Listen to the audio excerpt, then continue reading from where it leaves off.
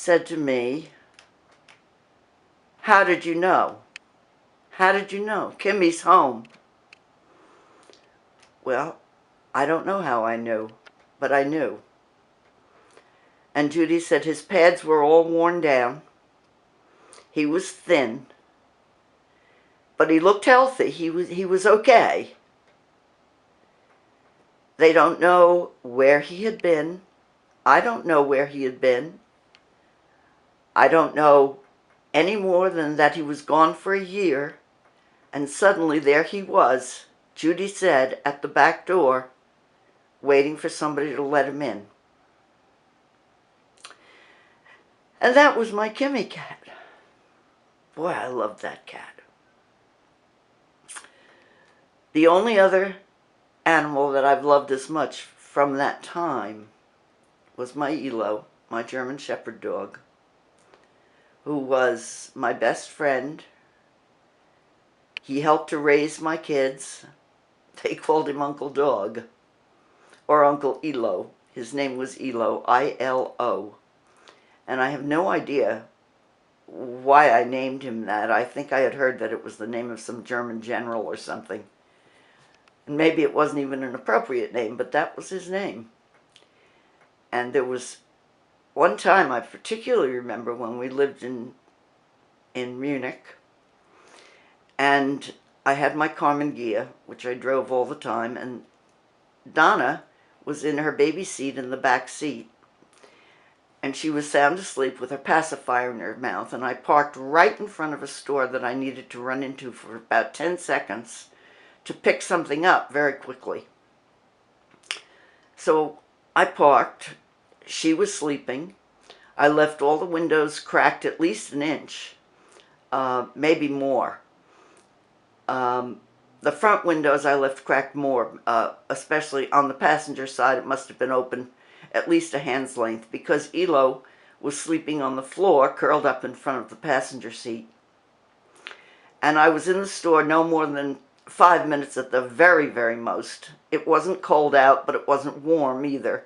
The temperature was very nice. But meanwhile, the sun had come around to the back window, or lowered to the back window, and Donna had awakened and dropped her pacifier, and she was crying.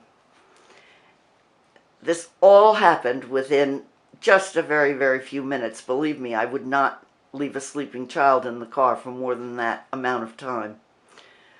And I came out of the store and saw a mob of people around my car. And I was only about 10 steps away, and of course I got around them and to my passenger door within a few seconds. And I yelled at them and I said, "Was ist das?"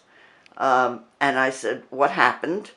And one of the men standing there, they were all yelling at me, crazy American, and they were shouting. And this man said he tried to reach in the car to put the pacifier back in Donna's mouth, and the dog attacked him and almost took off his hand before he could get it out of the window.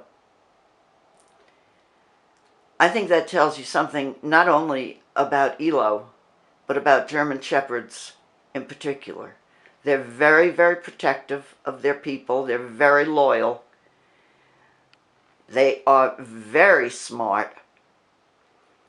And when they love you, that's it. They love you forever. Ilo helped raise my kids. He adored them. And nobody dared go near those children when Ilo was around.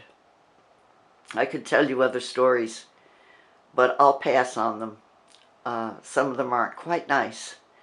So that's all for today. Now you know about Kimi, and now you know about Ilo. So I'll see you another day, and I hope that you'll all subscribe. All you have to do is go to the home key, and you'll see subscribe over on the right, and then you can do so, and that would make me very happy. So thanks very much for joining me today, and I hope I'll see you again soon.